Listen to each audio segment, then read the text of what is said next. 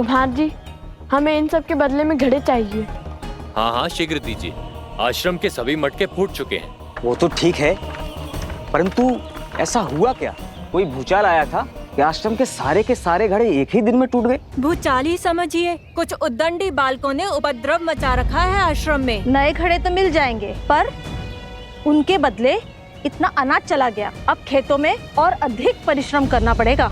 हाँ बहन, इस वर्ष की फसल बहुत ही परिश्रम मांगेगी। बालकों की उद्दंडता पर अंकुश रहना चाहिए। कब समझेंगे कि जब कोई बिना विचार किए कार्य करता है तो परिणाम पूरी समाज को भुगतना पड़ता है।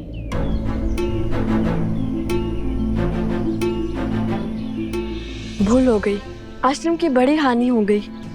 अब सबको आश्रम में हमारे कारण और परिश्रम करना होगा। हमें भी तो नदी तक जाना है और पूरी रात्रि जल भरना होगा। मुझे हमारे परिश्रम की चिंता नहीं है, वो तो हम कर ही लेंगे। मुझे चिंता है माता की, हमने उनका मन दुखाया है। न जाने वो हमें क्षमा करेंगे भी या नहीं।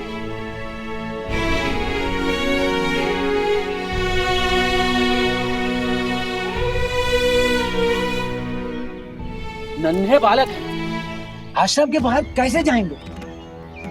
उद्दंडता की है तो दंड तो भुगतना ही पड़ेगा। आश्रम की सीमा को लांघकर घनघोर जंगल में जाना पड़ेगा।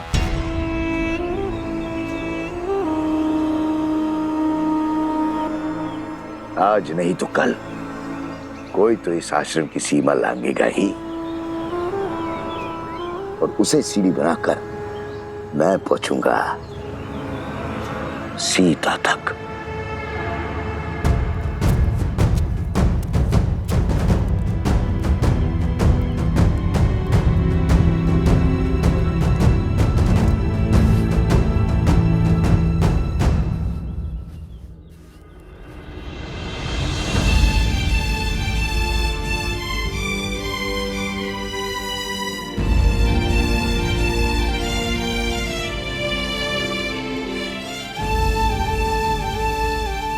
अब ऐसी भूल नहीं होगी माता।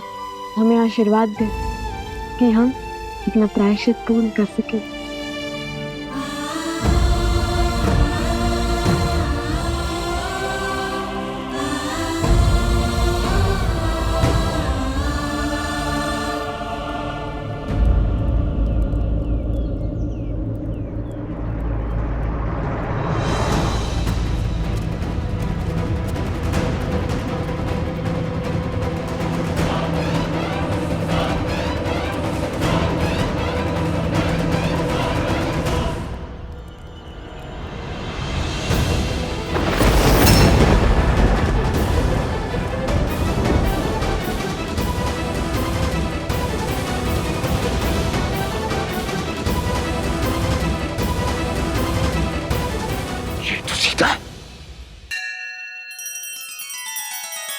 श्री रामचंद्र कृपालु भजु मन हरण भव भय दारुणम।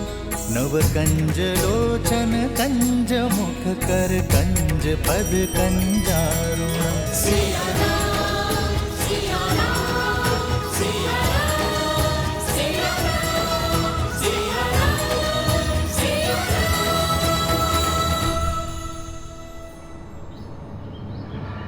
अर्थात ये दोनों बालक सीता और राम के।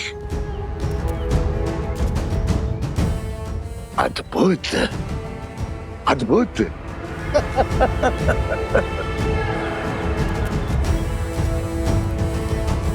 12 वर्ष की प्रतीक्षा अंततः समाप्त हुई। आज सीता भी मिल गई और राम को परास्त करने का अस्त्र भी। अब आएगा आनंद। राम राज्य की नींव को राम का ही बीज बिखेरेगा। इसे कहते हैं प्रहार। हाथ भी राम की और गाल भी राम का। माता आश्रम में है तो क्या हुआ, पुत्र तो आश्रम से बाहर आ गए। अब यही दो कोमल कोमल बालक मुझे सीता तक बचाएंगे। राम, सिया राम।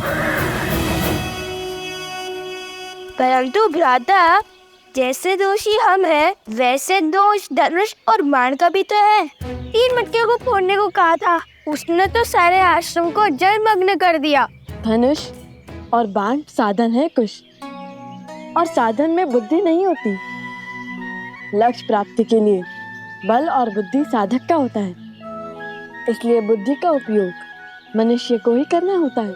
वाह वाह, ज्ञानी हो भैया। ज्ञानी नहीं, महाज्ञानी हूँ। यदि महाज्ञानी हो तो अपनी बुद्धि का प्रयोग पहले क्यों नहीं किया?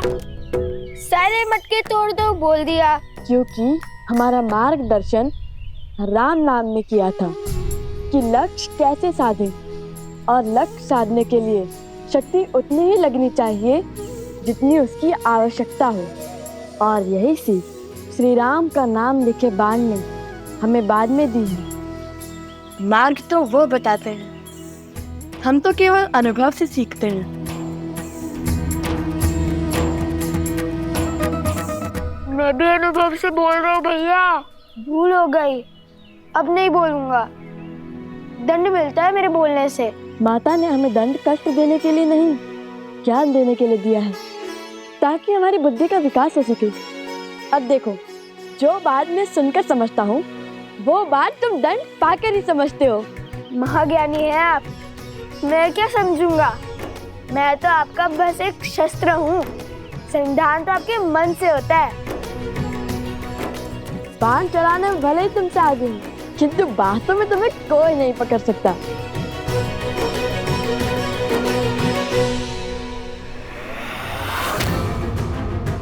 सीता तक पहुंचना है तो उसके पुत्रों को वश में करना होगा।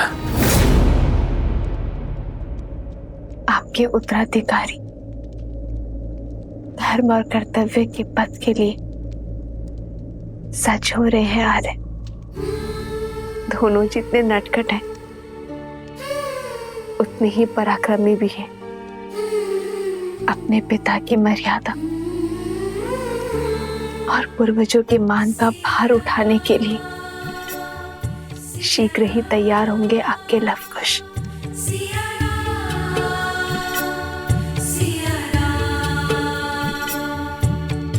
दोनों एक हैं, बस यही सच है। राम लक्ष्य और राम ही पथ है। विरह की आग में जले सिया राम। एक है तन और एक है प्राण। इस रात को एक सक्षम राजा ही नहीं, सर्वश्रेष्ठ उत्तराधिकारी भी चाहिए। क्या दे पाओगे अयोध्या राज को उसकी महारानी? आपको तो भोजन खिला दिया है, किंतु हमारे दोनों पुत्र भूखे होंगे, और कुश को तो बहुत अधिक भूख लगती है आर्य।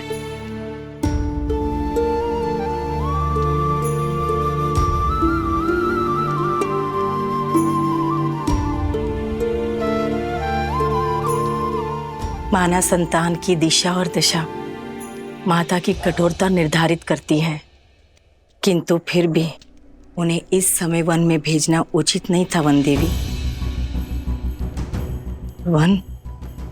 वन पशुओं से भरा है, उस पे असुरी शक्तियां। लवनासुर अवश्य मर चुका है, परंतु अभी भी असुरी शक्तियां आश्रम के चारों ओर मंडरा रही है, अवसर की प्रतीक्षा में।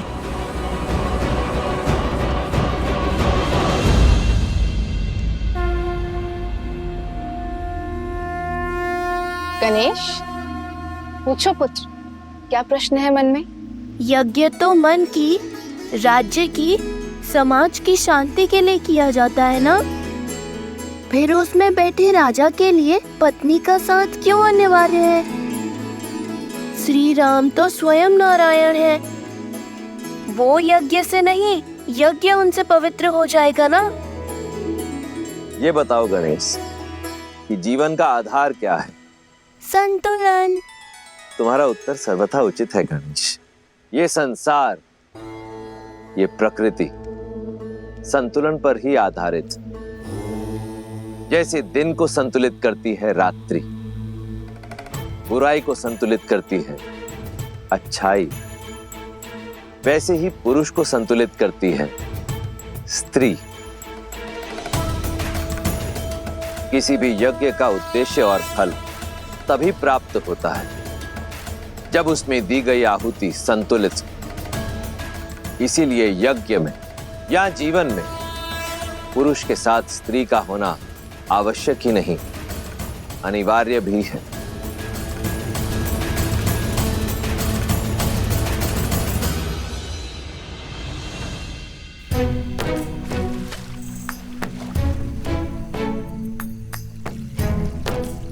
ये क्या कर रहे हो कुश? छोटे से बड़े में क्यों डाल रहे हो? समय व्यर्थ कर रहे हो। समय व्यर्थ नहीं भैया, जल की मात्रा की गिनती का माप बना रहा हूँ। माप है तो सही। चट्टान, सिर, पाँव, मुंड। नया माप लाता, नया माप। नया माप का समय है और ना ही उसकी आवश्यकता। तुम समय व्यर्थ कर रहे हो। पात्र भरो। हम यहाँ दंड स्वरूप आए, जल क्रीड़ा करने नहीं। क्या भैया, दंड तो पूरा कर रहे हैं ना। अब ऐसा भी बंधन नहीं था कि दंड भोगते भोगते थोड़ा सा आनंद और अभ्यास भी ना किया जाए। अभ्यास ठीक है, परंतु आनंद करने में यदि समय व्यर्थ करोगे तो कैसे होगा? अभी हमें सरोवर से आश्रम के कितने चक्कर लगाने हैं। जब हम चक्कर लगाएंगे तब मैं अंतर मापने का नया तरीका खोजूंगा।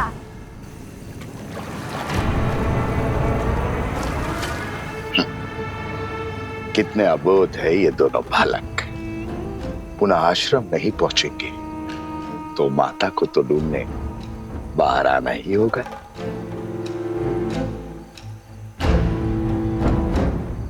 शीघ्र मिलते हैं बालकों।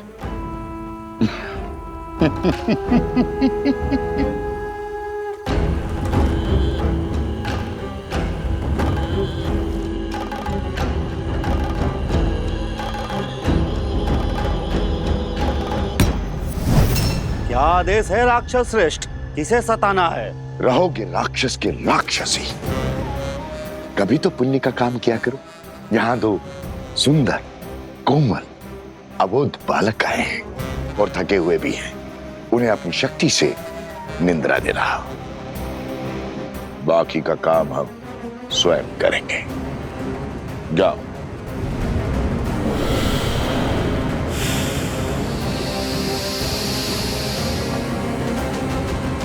पच्चीस, 26,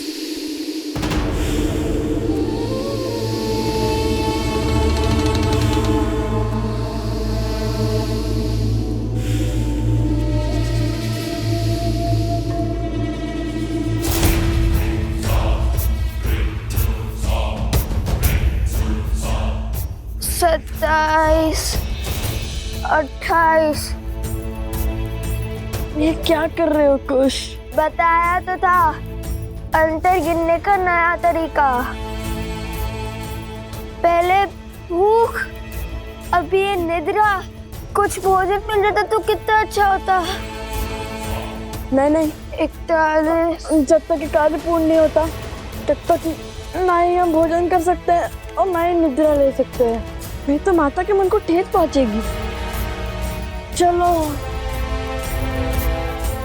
चलो मैं तुम्हें वो प्रसंग सुनाता हूँ जिसे सुनकर तुम्हें सदा हंसी आती है कि कैसे हनुमान जी ने अपनी पूंछ से लंका में आग लगाई थी। सुनाओ। यदि रोकूंगा तो आप रुकोगे तो नहीं। सुनाई दीजिए।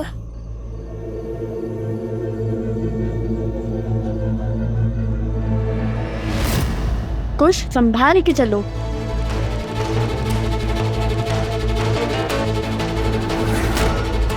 कुछ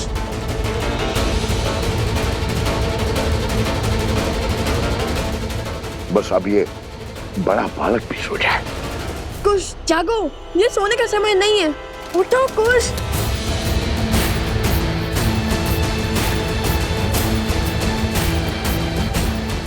कुछ जागो, कुछ।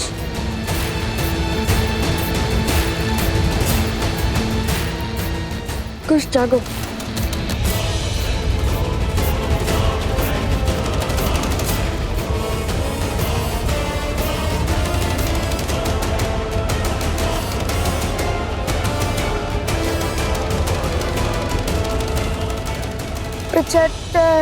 गिनती बोलने की जगह श्री राम का नाम लो, भूख भी मिट जाएगी और निद्रा भी। चलो बोलो राम। श्री राम। 75 श्री राम, 76 श्री राम, केवल श्री राम, केवल श्री राम, केवल श्री राम, केवल श्री राम, श्री राम, श्री राम, श्री राम, श्री राम, श्री राम, श्री राम, श्री राम, श्री राम, श्री राम, श्री राम। और ये राम का नाम क्यों हर बार मेरे आड़े आता है? सारा परिश्रम व्यर्थ कर दिया। ये थी तुम्हारी शक्ति, बढ़ाओ अपनी शक्ति। अगर ये दोनों नहीं सोए ना तो मैं तुम सबको सदा सदा के लिए सुला दूंगा। जाओ। राम राम राम राम राम राम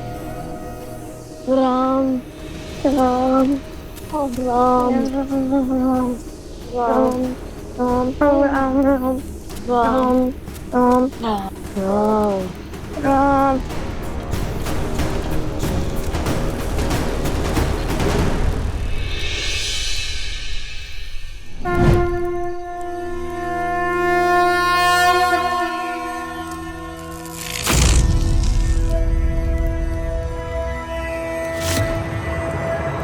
अरे ये कैसा चमत्कार है? आश्रम में प्रवेश करते ही निद्रा छूमंतर हो गई। लग रहा है जैसे निद्रा आ ही नहीं रही थी। अरे तुम जल ले भी आए?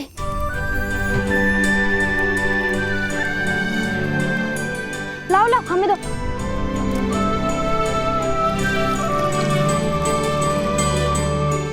तुम दोनों ठीक तो हो ना? बहुत वीर हो, लव, कुश, पर इतना जल आश्रम के लिए पर्याप्त नहीं होगा, और जल की आवश्यकता होगी। तो क्या वन देवी के पुत्र थकते नहीं हैं?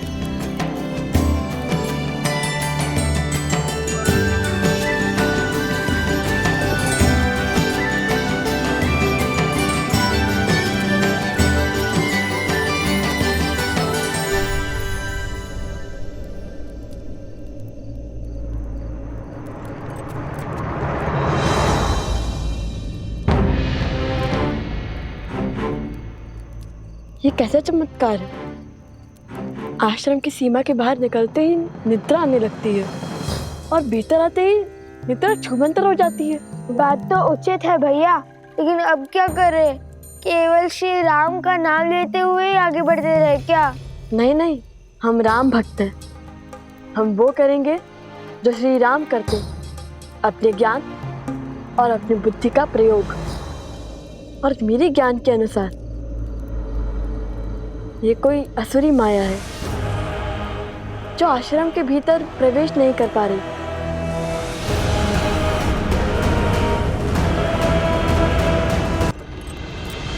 तो आज छिनमिन कर ही देते हैं भैया। अब आया ना दंड का आनंद। बताइए भैया, कहाँ है वो राक्षस? जो दिखेगा ही नहीं उस पे लक्ष्य कैसे साधोगे?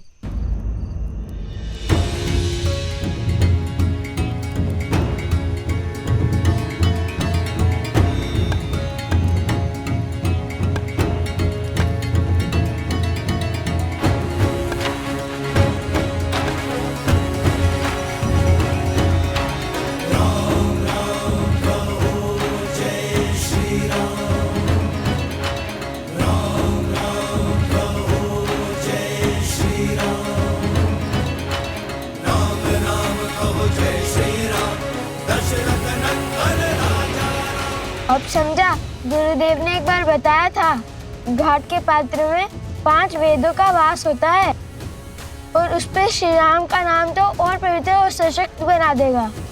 इसमें माया प्रवेश नहीं कर सकती लव भैया।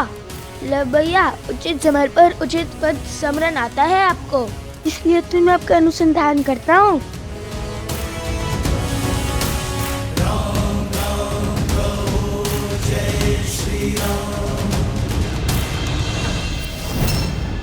एक और अवसर है तुम्हारे पास, लगा दो अपना सारा बल, पात्र में प्रवेश करो और निंद्रा धोने। आप तो जानते हैं ना, राक्षसी माया बट पात्र में प्रवेश नहीं कर पाती और प्रयास भी करे तो असंभव है, क्योंकि उन पे राम का नाम लिखा है।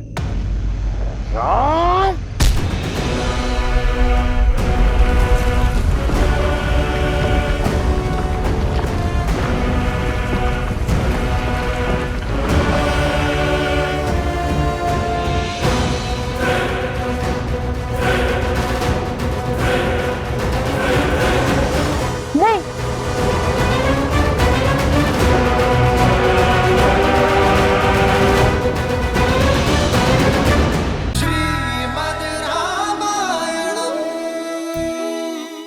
एक और अवसर है तुम्हारे पास, पात्र में प्रवेश करो और निंद्रा धोने। प्रयास भी करे तो असंभव है, क्योंकि उन पे राम का नाम लिखा है। राम?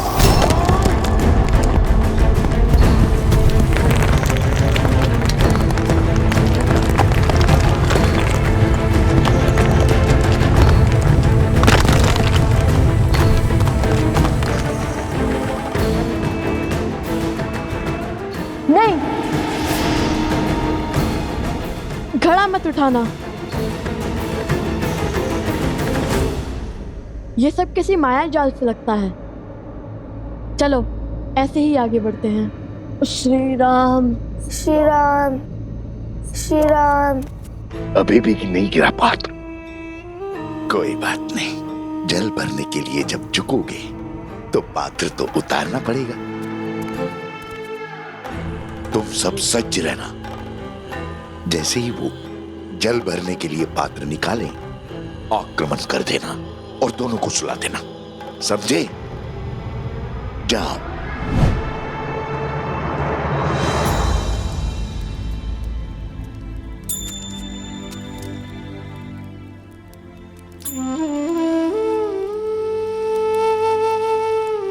जानता हूं तुम्हारे मन में क्या चल रहा है, लव और कुश। अब आपसे क्या छिपा है? मैं जानती हूँ मेरे दोनों पुत्र वीर हैं, पराक्रमी हैं, किंतु उतने ही नटखट भी हैं। इसलिए मैंने उनको दंड स्वरूप आश्रम के बाहर भेज दिया, जल लाने के लिए। अंधकार है और असुरी माया पूर्णतः नष्ट नहीं हुई है। क्या मैंने उचित किया? कोसल राज्य का भविष्य हैं वो दोनों, पराक्रमी तो होंगे ही। नाविक की योग्यता की पहचान चक्रवात में ही होती है, स्थिर जल में नहीं बंदेवी।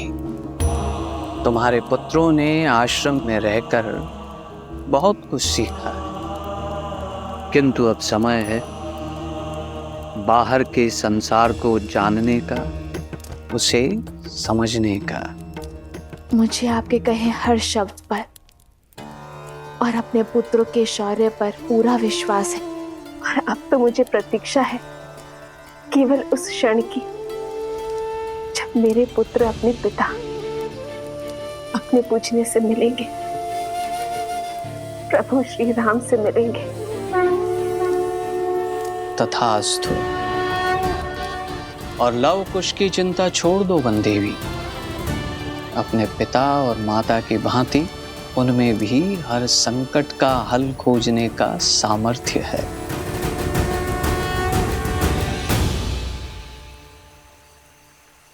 अरे अरे अरे, ध्यान से मटका गिर जाएगा। अब क्या करें भैया, बिना घड़े निकाले जल कैसे भरेंगे? मटके तो नहीं उतार सकते, ऐसे ही प्रयास करते हैं। यही एक मंत्र है जिससे असुरी शक्तियों से हम सुरक्षित रह सकते हैं। घड़े में वो प्रवेश नहीं कर सकते हैं। भैया ऐसे तो कितने दिन लग जाएंगे आश्रम में जल भरते भरते? अब यदि माता ने दंड दिया है तो उसके पीछे का उद्देश्य भी उन्हें ही पता होगा। चलो शेष घड़े भर लेते हैं।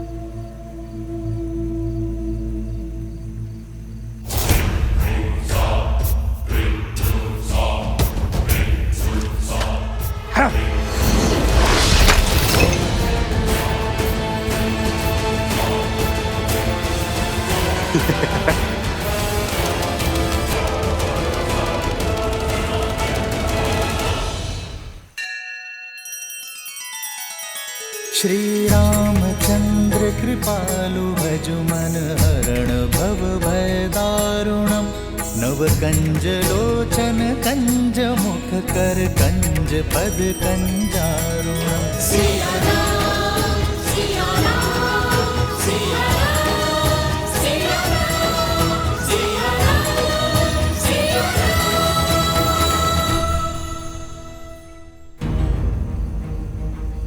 यहाँ अवश्य ही कोई असुरी माया है जो हमें रोकना चाहती है। भैया अगर हम जल नहीं भर पाए तो दंड और उसके पीछे का उद्देश्य कैसे पूरा होगा? किसी भी समस्या का हल रोने से नहीं, सोचने से होता है। मेरी तो समझ में नहीं आ रहा है कि हमें जल आश्रम तक पहुंचाना है या जल से भरा हुआ मटका। अद्भुत, तुमने मुझे एक नया सुझाव दिया है। तुम बातें मूर्खता भरी करते हो, परंतु हो बड़े गुणवान। ऐसा क्या कहा मैंने? अब कुछ ही क्षणों में ये अपना गड़ा उतारेंगे, तुम तभी उन पे आक्रमण करना। तुमने कहा कि हमें जल आश्रम तक पहुंचाना है, अब चाहे वो घड़े में हो या नहीं। मुझे तो कुछ समझ में नहीं आ रहा भैया।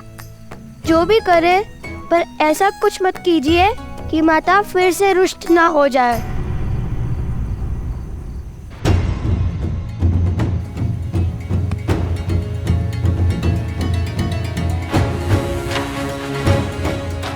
तुम चिंतित ना हो, तुमने जो सुझाव दिया है उससे माता प्रसन्न नहीं होंगी, दुखी नहीं।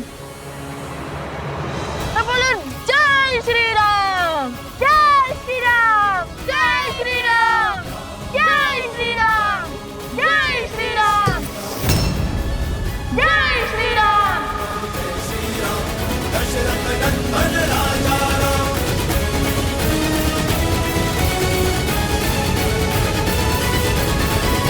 यदि हम दोनों साथ जाएंगे तो वो त्याग नहीं, समस्या से भागना होगा। आर्य, जिस क्षण महाराजा राम महारानी सीता को त्यागेंगे, उसी क्षण अयोध्या के सब दुख मिट जाएंगे। महाराजा राम महारानी का त्याग करना होगा। राम इस राज को एक सक्षम राजा ही नहीं, सर्वश्रेष्ठ उत्तराधिकारी भी चाहिए। बिना युगल आहुति के न यज्ञ पूर्ण होता है और ना ही उसका फल मिलता है।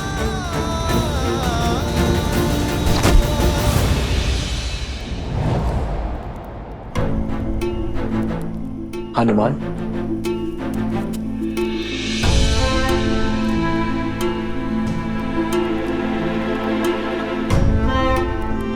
क्या बात है हनुमान, तुम्हारे मुख पर व्याकुलता? प्रभु, सहस्त्र रावण के पुत्र चंद्रबाहु ने वानर राज सुग्रीव की पुत्री त्रिनावती का अपहरण कर लिया है। इस कारण महाराज सुग्रीव के राज्य में बहुत अशांति फैल गई है।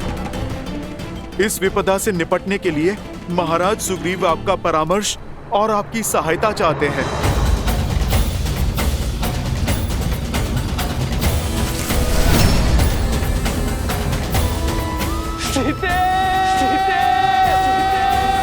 रावण का वध तो हो गया है हनुमान, किंतु उसकी विचारधारा का नाश होना अब भी शेष है। दृष्टता और अधर्म हर रूप में धर्म के लिए चुनौती है, किंतु स्त्री को देवी की भांति पूजा करने वाले इस समाज में स्त्री को वस्तु की भांति उठा लेने वालों की धारणा का नाश होना चाहिए।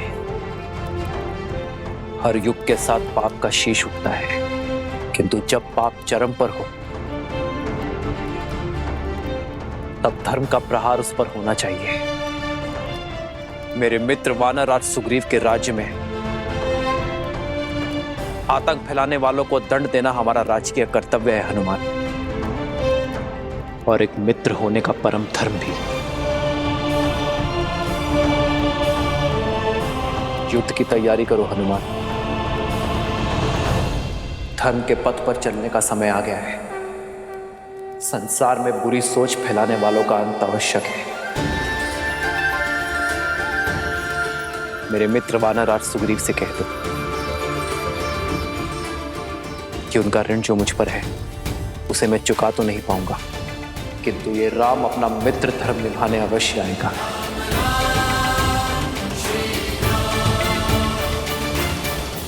वंदिनी, वंदिनी, वंदिनी, क्या हुआ कुमुदनी? पूछे मत, आइए देखिए क्या किया है आपके लवकुश ने। अब क्या कर दिया लवकुश ने? देखिए।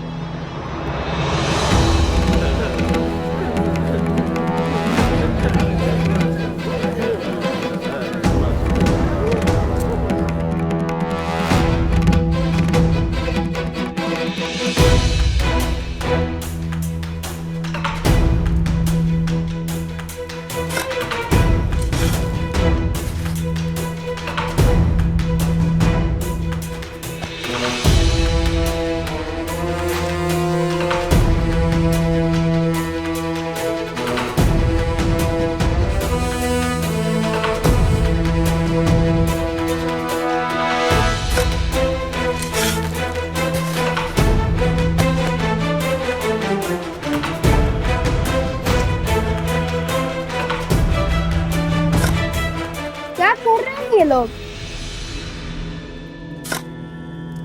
लव कुश, ये जल भरने के स्थान पर क्या कर रहे हो तुम दोनों? यहाँ आओ। और ये सर पर मटके? सब बताते हैं माता, सब बताते हैं। बस कुछ क्षण रुक जाइए।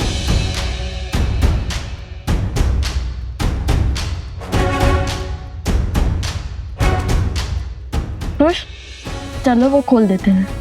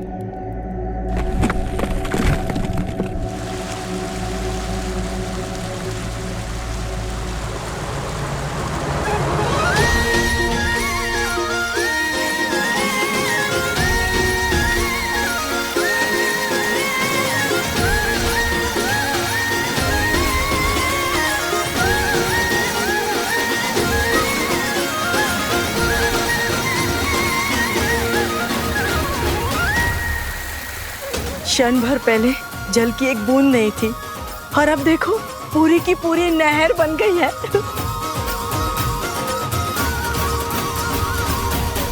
और लव कुश की चिंता छोड़ दो बंदेवी। अपने पिता और माता की भांति उनमें भी हर संकट का हल खोजने का सामर्थ्य है।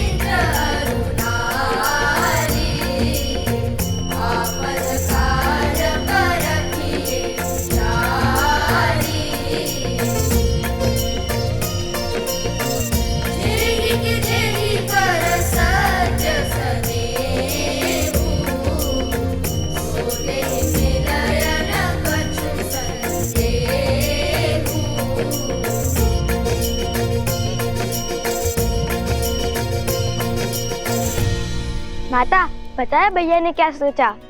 कि नदी के पास जाने से अच्छा नदी को यहाँ भी बुला दिया जाए। अब इस आश्रम में किसी को भी जल की समस्या नहीं होगी, चाहे कोई बालक कितने भी मटके की ना फोड़ दे।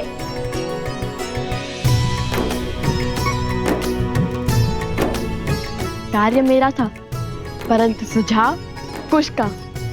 जानती है माता, हमारी प्रेरणा कौन सा प्रसंग बना? जब नल और नील ने राम नाम लिखकर लंका तक सेतु बनाया था, तो हमने सोचा जब राम नाम का पत्थर सागर में तैर सकता है, तो राम नाम का फावड़ा नदी के लिए मार्ग क्यों नहीं बना सकता?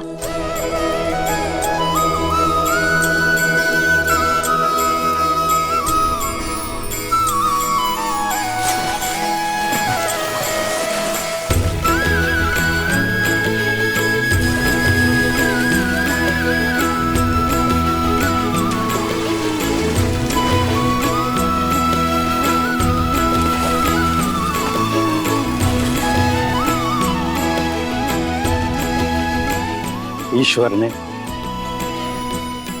लव कुश के भविष्य में क्या रचा है वो तो मैं नहीं जानता, किंतु इतना अवश्य जानता कि ये दोनों अपने भविष्य को आलिंगन करने के लिए पूर्ण रूप से सजे।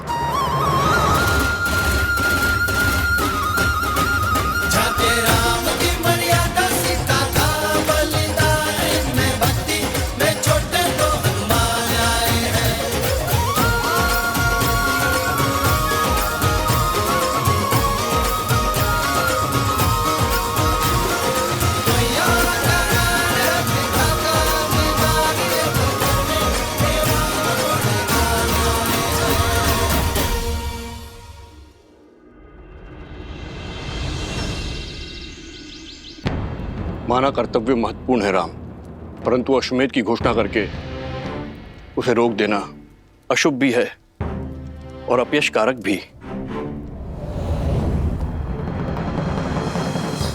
अश्वमेध यज्ञ अवश्य होगा आचार्य।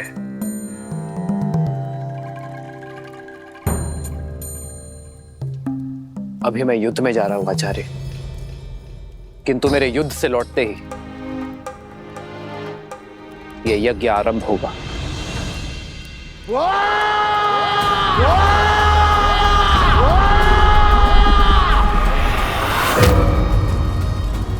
सहस्त्रमुख रावण पराजय के बाद पीछे नहीं हटता और प्रचंड शक्ति से वार करता है। अश्वमेध यज्ञ कदापि नहीं होगा, राम राज्य कभी स्थापित नहीं होगा। पिताश्री, चंद्रबाहु ने आपकी आज्ञा का पालन कर सुग्रीव की पुत्री तृणावती का अपहरण कर लिया है।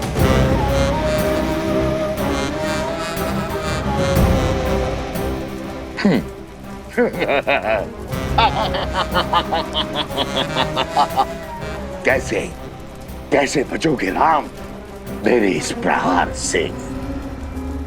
अब राम को सुग्रीव की सहायता के लिए जाना होगा और अयोध्या अश्वमेध यज्ञ से वंचित रह जाएगी। और राम के जाते ही हम अपनी शक्ति से उसकी प्रजा में पुनः धर्म की स्थापना कर देंगे।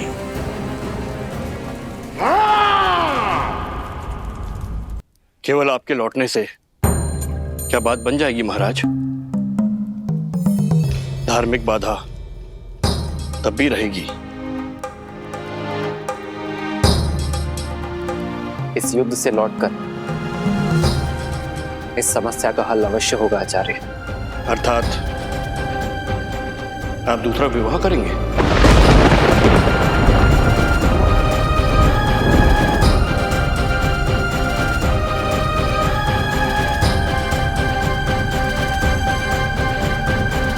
रघुकुल रीत सदा चली आई,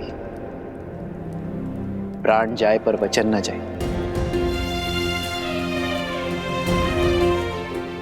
एक बार वचन देने पर उस विषय में आपका शिष्य दोबारा कैसे सोच सकता है? मैंने सीता को एक पत्नी व्रत का वचन दिया है। परंतु मेरे विवाह के बिना भी अश्वमेध यज्ञ अवश्य होगा।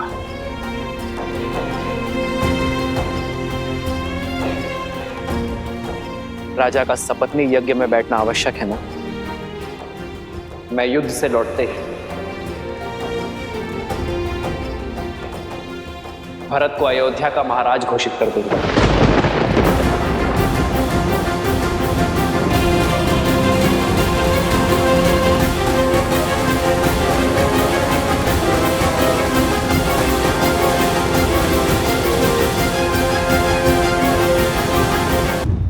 भैया, और तब भरत अपनी पत्नी के साथ यज्ञ की वेदी पर भी बैठेगा और अयोध्या का महाराज होने के नाते अपना दायित्व भी निभाएगा।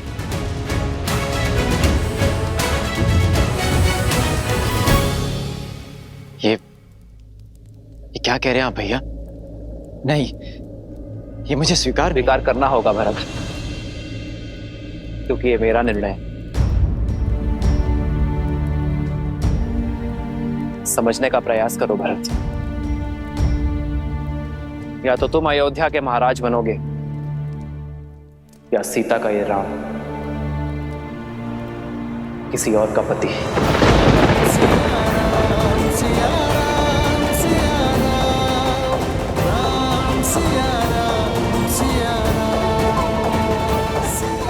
और मेरा चयन तुम जानते हो भरत। मैंने एक पत्नी व्रत धारण किया है।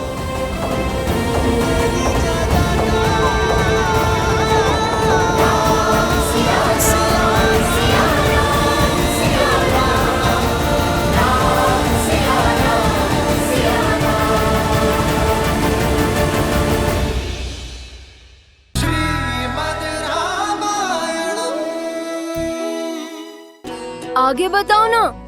जब तुम नदी के पास पहुँचे फिर क्या हुआ? फिर क्या, नदी के पास पहुँचते ही हमने राक्षसों को देखा। सच? कितने राक्षस थे वहाँ? अरे वो दिखे ही नहीं, धुएं थे, धुआंधार कह लो। उन्हें भला कैसे गिन सकते थे? एक भी हो सकते हैं और अनेक भी। सच? फिर तुम्हें भय तो बहुत लगा होगा ना? भय? और मुझे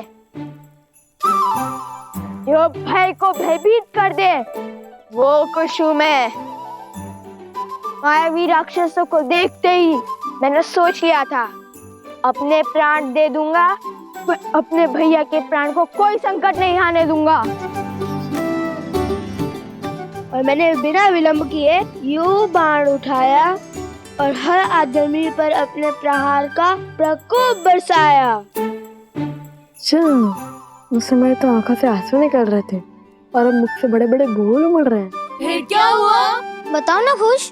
फिर क्या, भैया ने मुझे जगा दिया और मेरा सुंदर स्वप्न टूट गया। कहानियां बनाना तो कोई तुमसे सीखे।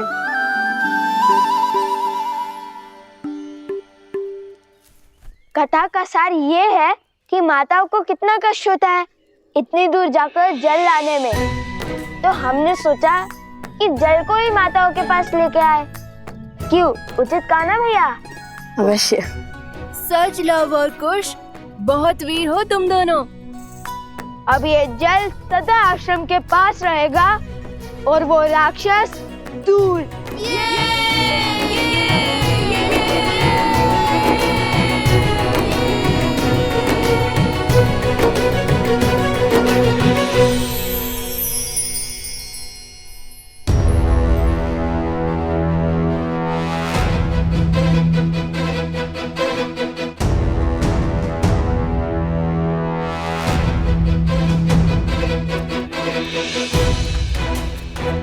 महाराज, क्या समाचार लाए अंगद? हमारे पास इतनी सेना नहीं है कि हम इस दुर्ग को चारों ओर से घेर सके महाराज। परंतु आप निश्चिंत रहे महाराज। मैंने प्रण लिया है उस चंद्रबाहु का वध करने का, जिसने बिना कारण आपकी किष्किंधा राज की पुत्री का अपहरण किया। अंगद, हमें शीघ्रता करनी होगी। इस किले को भेदना होगा हमें, इससे पहले कि इस किले से आक्रमण हो।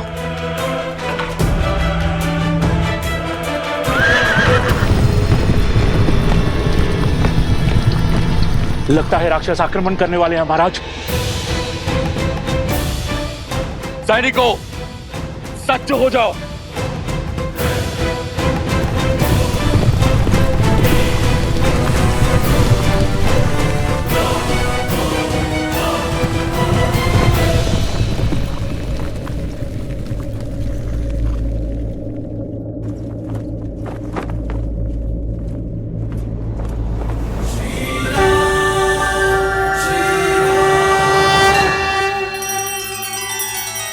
श्री रामचंद्र कृपालु भजु मन हरण भव भय दारुणम नव कंज लोचन कंज मुख कर कंज पद कंजारुणम।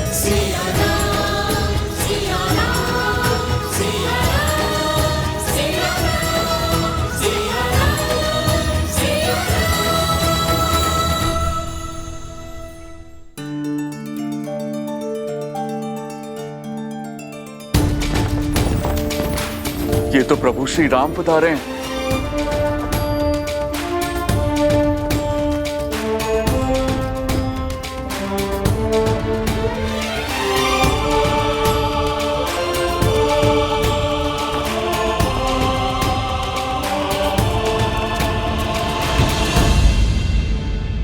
प्रभु, आप मेरी किष्किंधा की सहायता करने के लिए आए। मैं धन्य हो गया प्रभु, मैं धन्य हो गया।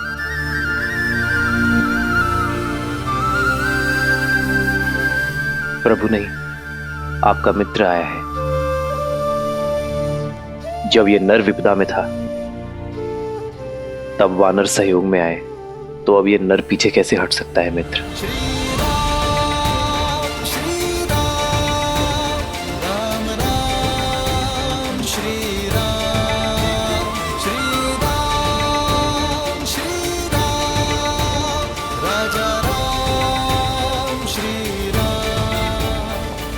इस संसार की प्रत्येक नारी, चाहे वो माता हो, बहन हो,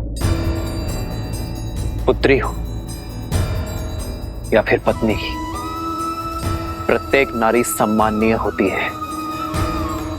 और फिर आपकी पुत्री मेरी भी पुत्री है मित्र।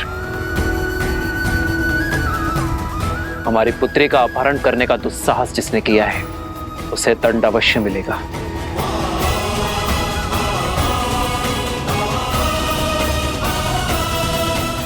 महाराज, हनुमान, किष्किंधा की पुत्री का अपहरण करने वाला बचेगा नहीं। प्रभु, आप मुझे आदेश दीजिए। अवसर देना हमारा धर्म है। तुम दूत बनकर जाओ और चंद्रबाहु को चेतावनी दो। कहो कि उसके पापों का दंड देने स्वयं अयोध्यापति आए और यह अंतिम अवसर है। यदि उसे प्राण प्रिय है तो मेरे मित्र वानरराज सुग्रीव की पुत्री तृणावती को सम्मान सहित लौटा दे।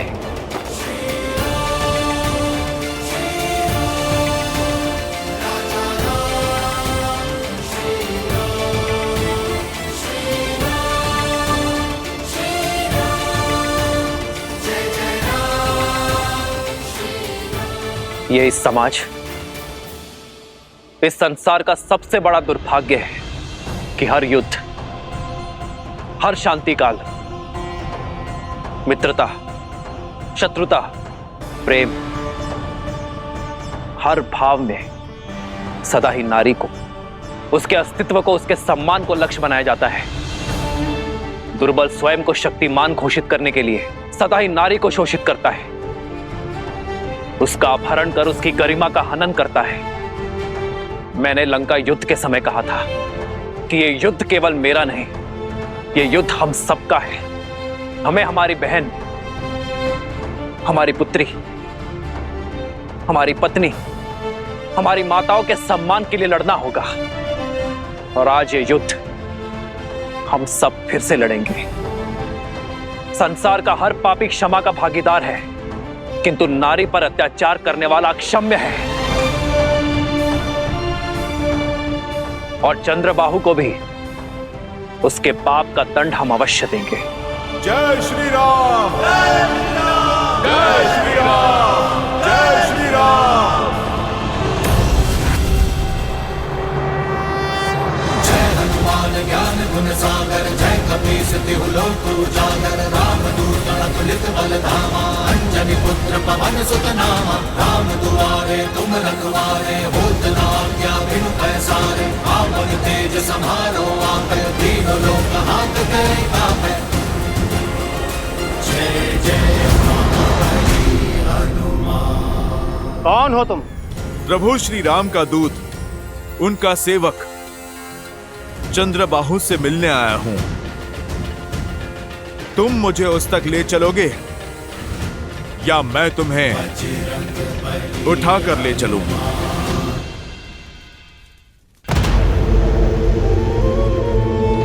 आओ वानर, बोलो क्या संदेश लाए हो?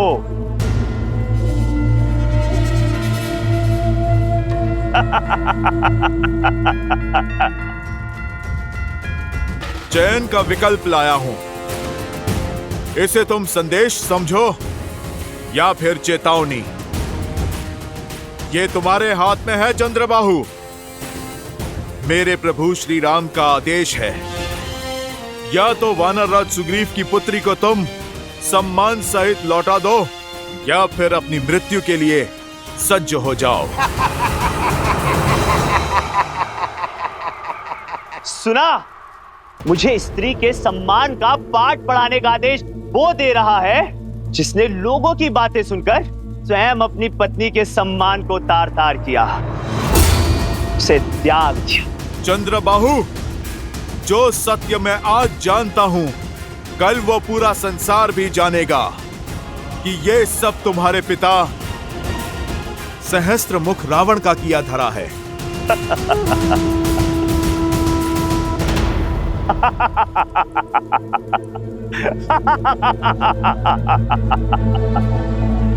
साफ, दान, दंड, भेद। युद्ध को जीतने के लिए शत्रु को युक्ति लगाने का पूरा अधिकार है। उसका प्रयोग मेरे पिता ने भी किया, तुम भी करो। जाओ, मेरी पत्नी के विरुद्ध बातें फैलाओ। किसने रोका? मैं उसका सत्य जानता हूं। अब तुम ही बताओ, स्वयं को लोक अपवाद से बचाने के लिए जिसने अपनी पत्नी को त्याग दिया, वो स्वार्थी है या फिर कायर? जिसने अपनी पत्नी को मरने के लिए वन में छोड़ दिया, उसको क्या अधिकार है कि वो किसी और की स्त्री या पुत्री को लौटाने का आदेश दे? दुष्ट, तूने मेरे भगवान को पापी कहा है। तू अवसर का नहीं, अंत का पात्र है।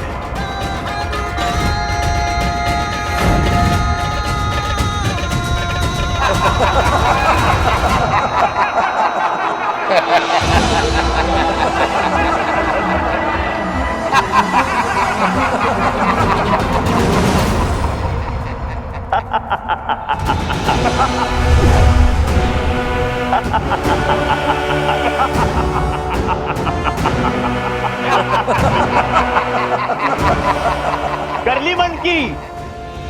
अब जाओ और जाकर कह दो अपने राम से कि इस संसार में चंद्रबाहु को मारने वाला कोई नहीं है, क्योंकि मेरी ढाल मेरी पत्नी का पतिव्रत है, और जब तक वो मेरी रक्षा करती रहेगी तब तक मैं अमर रहूंगा।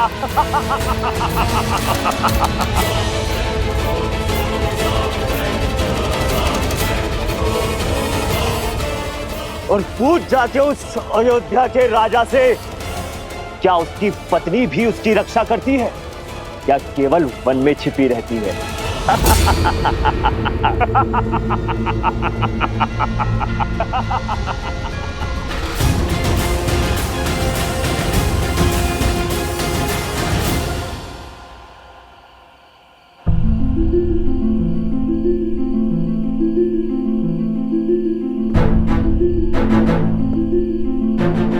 मित्र, मुझे ना राज चाहिए ना संसार, मुझे केवल मेरी पुत्री चाहिए मित्र, केवल मेरी पुत्री।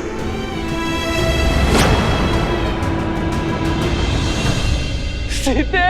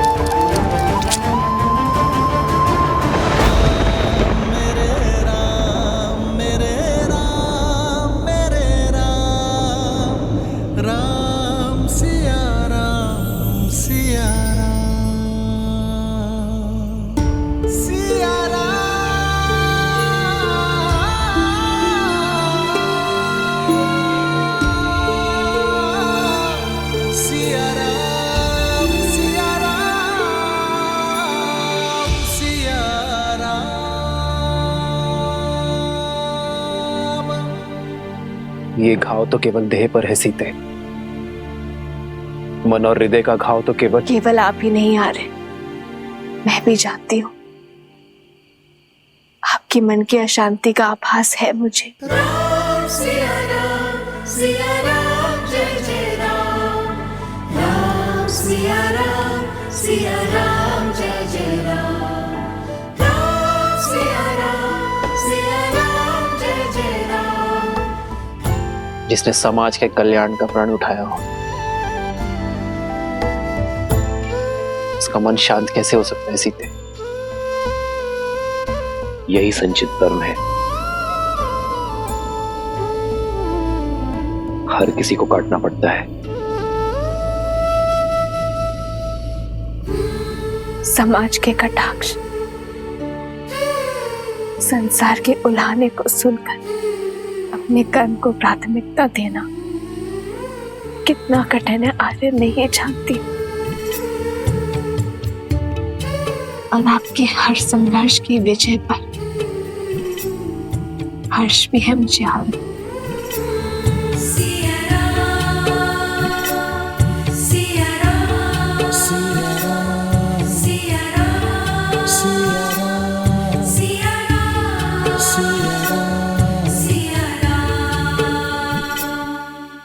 त्याग से बड़ा इस संसार में कोई तप नहीं है सीते।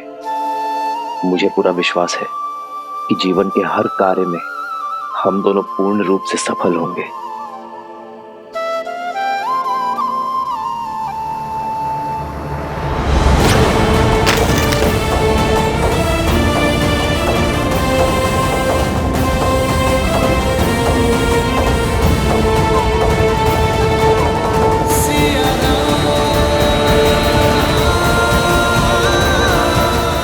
ऐसा क्या है यार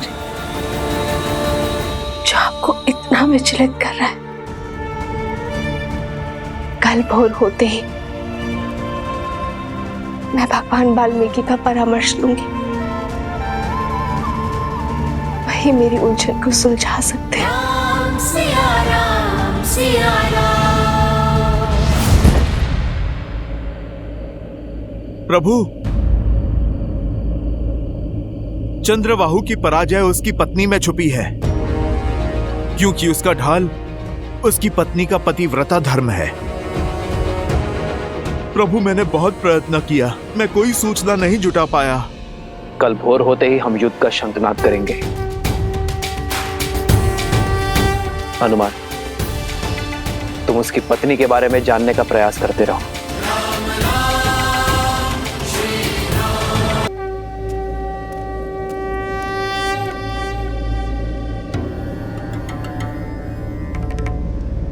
हनुमान जी किस भेद की बात कर रहे हैं पिताश्री? क्या है चंद्रबाहु की मृत्यु का रहस्य? उसकी पत्नी कैसे उसकी रक्षा कर रही है? चंद्रबाहु ने ब्रह्मदेव की घनघोर तपस्या की गणेश, और इस तपस्या के फलस्वरूप उसे मिला एक वरदान। कैसा वरदान? वरदान ये था गणेश कि जब तक चंद्रबाहु की पतिव्रता पत्नी पद्मावती निरंतर ब्रह्मदेव के मंत्र का जाप करती रहेगी, तब तक चंद्रबाहु को युद्ध में कोई पराजित नहीं कर सकता। इतना ही नहीं, एक और वरदान भी मिला चंद्रबाहु को। एक और वरदान? हाँ, चंद्रदेव ने अपने परम भक्त चंद्रबाहु को वरदान स्वरूप वर्धमान नामक भाला दी, जिसकी शक्ति यह है कि वो जिसे चाहे स्थिर कर सकता है। स्थिर करने की शक्ति? इसका काट क्या है पिताश्री? इसकी काट स्वयं मैं हूं गणेश। आप?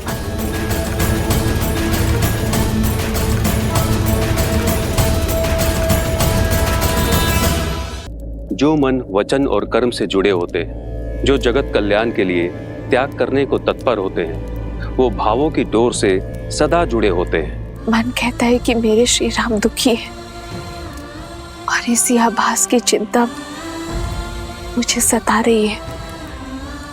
अब आप ही बताइए, मैं उनकी सहायता कैसे करूं? मुझे मार्ग दिखाइए प्रभु।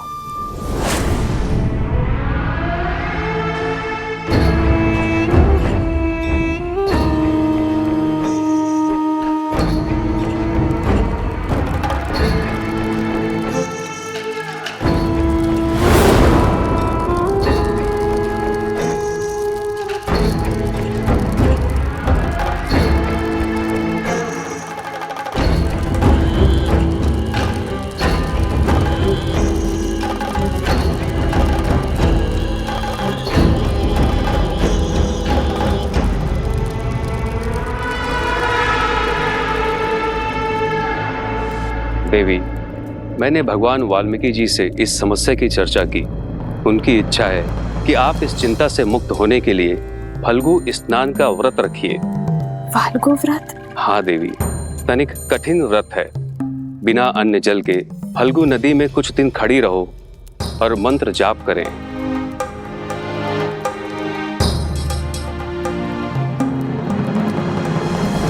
आओ सीता, इस बार कोई भी बल तुम्हें मेरे छल से नहीं बचा सकता।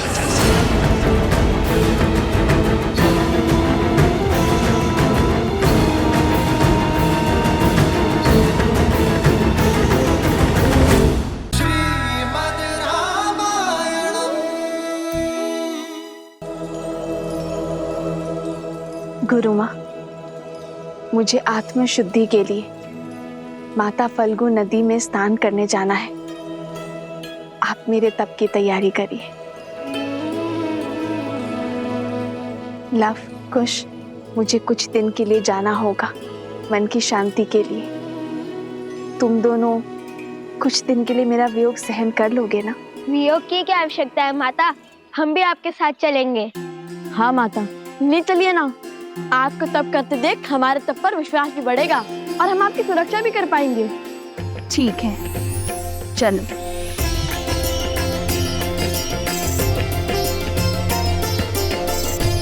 मित्र, हमें सेना की सुविधा के लिए हमें इस सरस्वती नदी के उपनदी पर ही शिविर लगाना चाहिए। फाल्गु नदी भी इसी नदी में आकर मिलती है।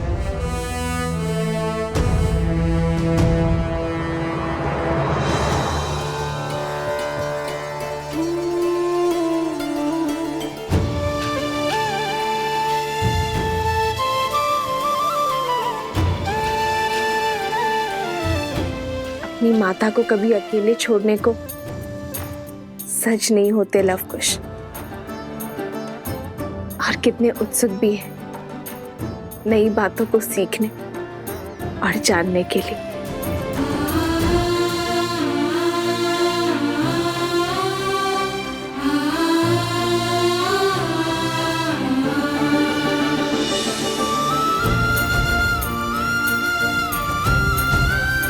बालकों की भांति उत्सुकता मुझे आपके मुख पर भी दिख रही है वन देवी। हाँ गुरु माँ, लगता है ये यात्रा जीवन की दिशा और दशा दोनों को मोड़ देगी।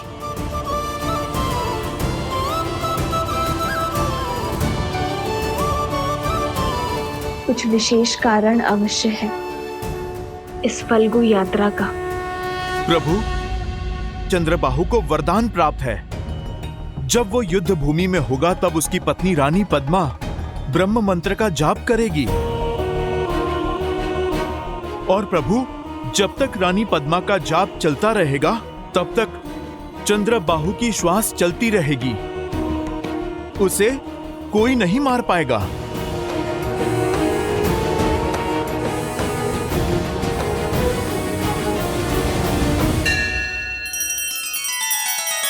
श्री रामचंद्र कृपालु भजु मन हरण भव भय दारुणम नव कंज लोचन कंज मुख कर कंज पद कंजारुणम।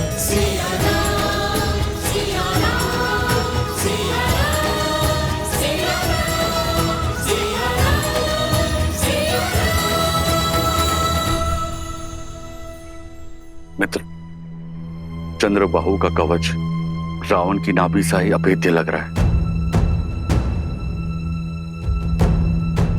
धर्म का एक वार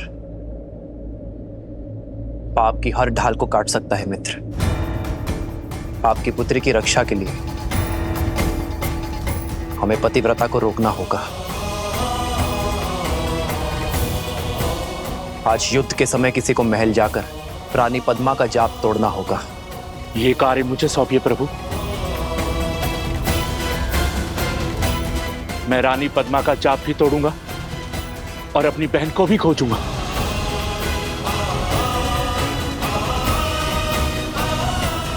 अंगद,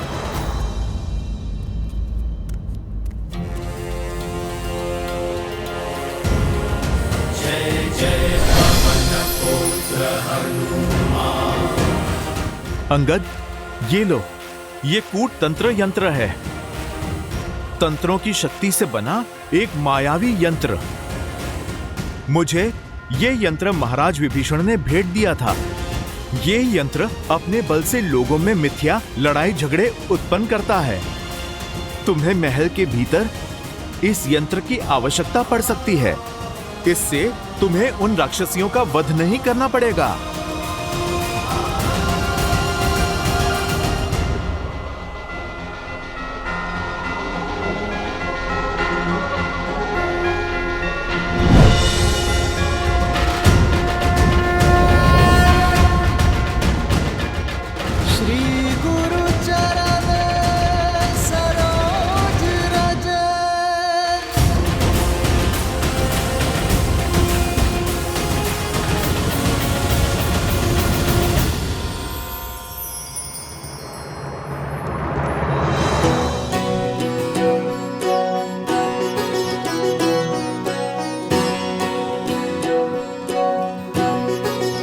माता ने 3 मित्रों को साथ लाने की अनुमति दी है। कह दो वन देवी को मैं सज्ज हूँ। और मैं भी। वन का मार्ग है, पुष्पों का नहीं, कांटों की डगर है। लौटने तक तो केवल घुटनों तक ही पांव बचेंगे सबके। एक बार फिर सोच लो। कितने भोले हो भ्राता शांडिल्य। लवकुश के होते माता का पग कांटों के डगर में नहीं पड़ेगा। वन देवी है, वन में जाएंगी तो बैलगाड़ी पर। बातें बहुत बड़ी बड़ी बनाते हो कुश। कैसे जाएगी वन देवी बैलगाड़ी में? आश्रम में तो गाड़ी है ही नहीं। नहीं है तो क्या हुआ, बन जाएगी। क्यों, है ना भैया? विचार तो अच्छा है, किंतु ये सोचना होगा कि ये होगा कैसे। और बैल, उसका क्या? आश्रम में तो केवल गाय है। बैल भी क्या लकड़ियों से बनाओगे?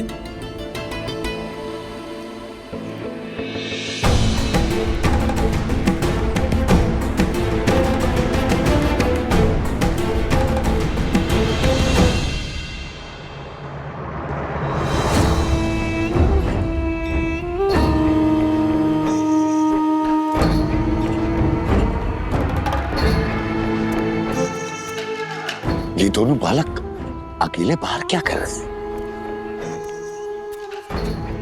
देखिए भैया, जुआदारों से निपटने के लिए बिल्कुल सजू मैं। सामने आते ही अंत कर दूंगा उनका। कहाँ खो गए भैया? बैलगाड़ी के विषय में बात करने की क्या आवश्यकता थी? गाड़ी तो भी एक बार को बन जाती।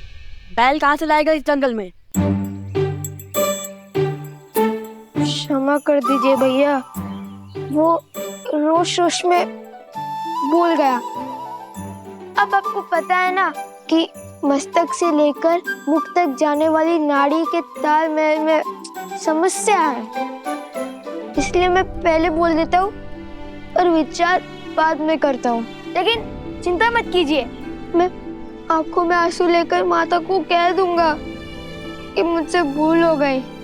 देखना, वो स्वयं ही मना कर देंगी। तो क्या हुए रूपी असुर? नहीं नहीं, धूम्रासुर, हाँ ये उचित नाम है। तो धूम्रासुर को पराजित करने वाला लव कुमार अपने मुख से निकले वचन झुटलाएगा? नहीं नहीं भैया, वचन तो मेरे मुख से निकला था। छोटे भाई के मुख से निकले वचनों को निभाना भी बड़े भाई का ही कर्तव्य होता है। आयु और पद के साथ साथ दायित्व भी बढ़ता है। और वैसे भी ये बैलगाड़ी हमारी माता की सुविधा के लिए है। चलो बनाते तुम्हारी बैलगाड़ी। कुल्हाड़ी कहाँ है? कुल्हाड़ी दो। कहाँ है कुल्हाड़ी? वो कुल्हाड़ी पकड़ने के लिए हाथ रिक्त नहीं थे ना भैया। अरे अब वृक्ष कैसे काटेंगे?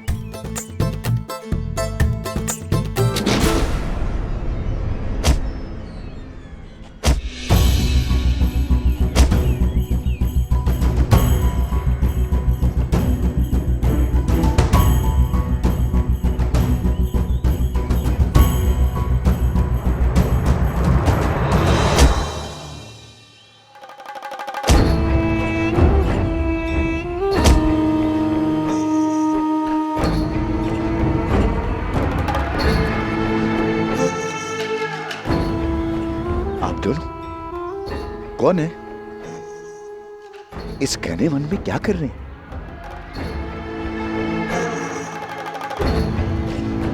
भय नहीं लगता है? भय को हमसे भय लगता है। वन देवी के पुत्र हैं हम। क्या क्या कहा? वन देवी के पुत्र हैं हम। क्या क्या कहा? फिर से कहना। मेरा भाई कहना चाह रहा है कि जब उसका सिर घड़े के भीतर होता है तब उसे किसी का भय नहीं होता, क्योंकि हम वन देवी के पुत्र हैं।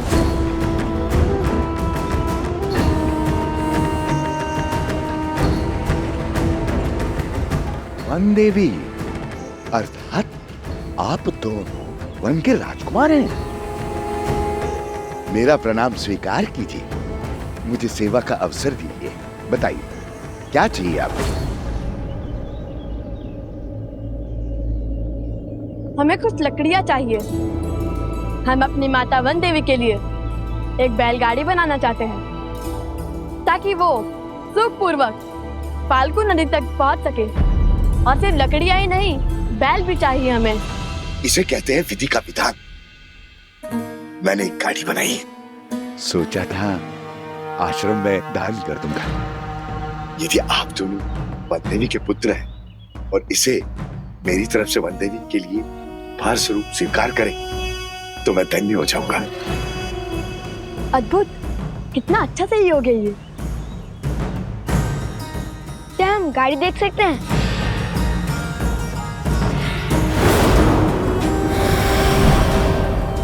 अवश्य अवश्य, नेकी और पूछ पूछ। आइए आइए।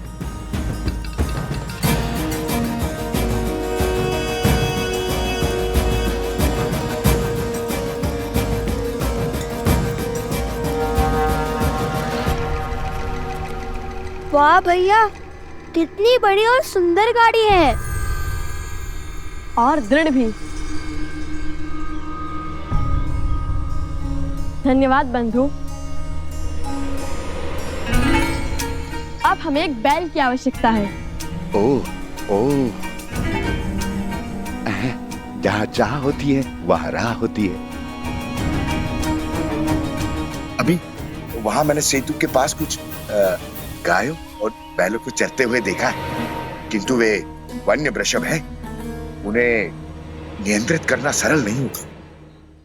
तो लव कुश मायावी असुरों को धूल चटा सकते हैं, उनके लिए बैलों को वश में करना कौन सी बड़ी बात है?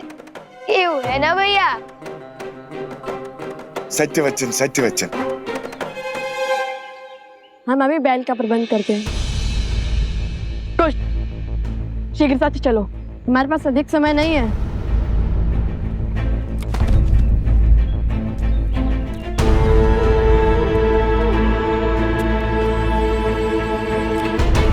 जय श्री राम।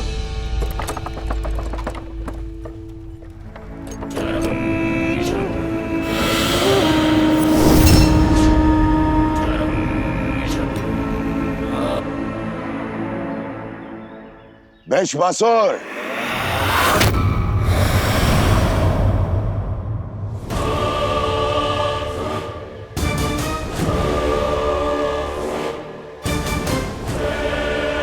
प्रणाम असुर सम्राट। जाओ वैश्वासुर, उन दोनों बालकों को मार दो, और यदि तुमने ये कार्य संपन्न किया तो मथुरा का राज्य तुम्हारा। जाओ। आपकी आज्ञा का पालन अवश्य किया जाएगा महाराज।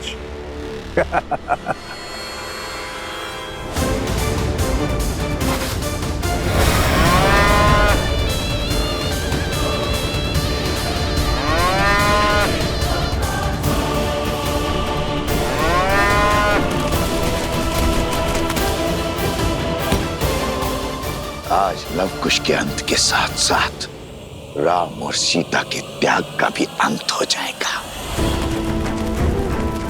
पुत्रों का मृत शव देखकर सीता आश्रम से बाहर आएगी और राम को स्मरण करेगी, और उनका समर्पण मिट्टी में मिल जाएगा। राम राज्य की स्थापना एक कल्पना बनकर रह जाएगी। सिया राम की जय।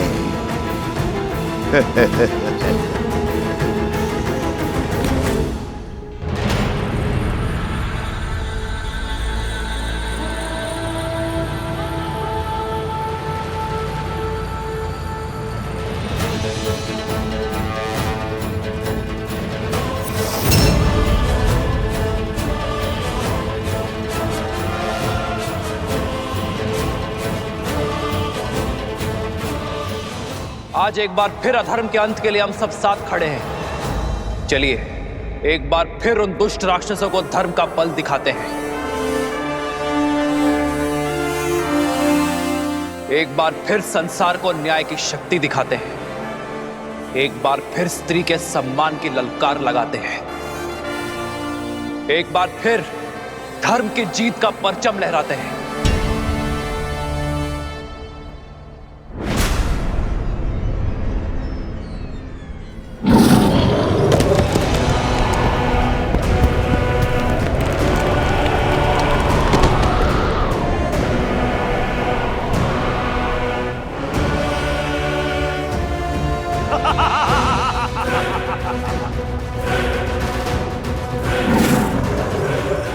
इसे मैं संभालता हूं।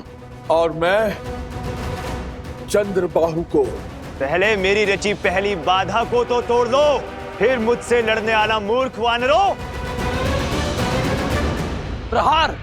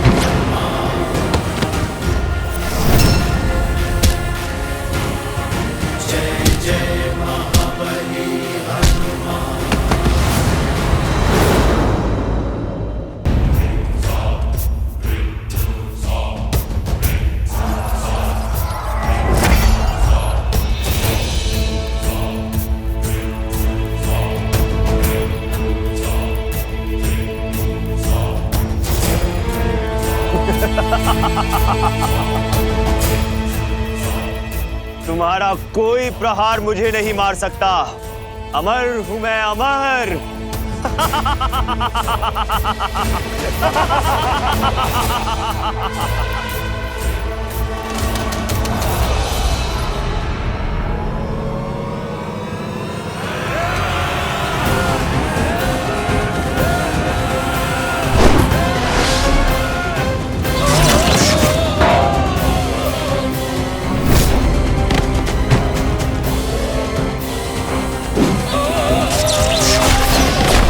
हनुमान, अंगद का कोई संदेश आया? नहीं प्रभु।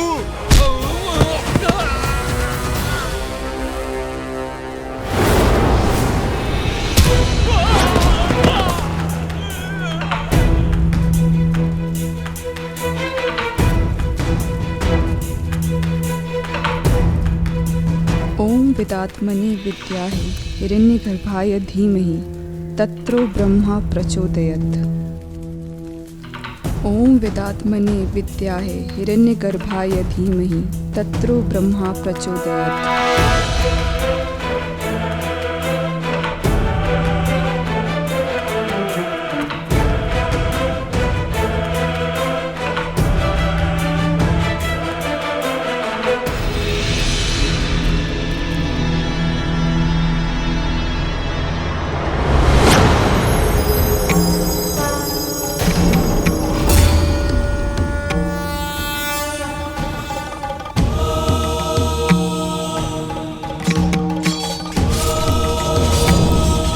ओम विदात्मनि विद्याहि हिरण्यगर्भाय धीमहि तत्रो ब्रह्मा प्रचोदयात्।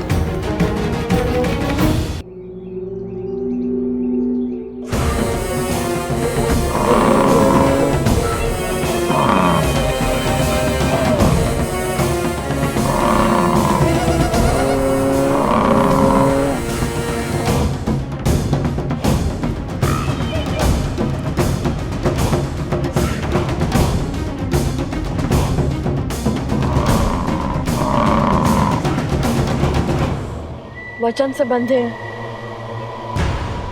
इसे तो पकड़ना ही होगा ना।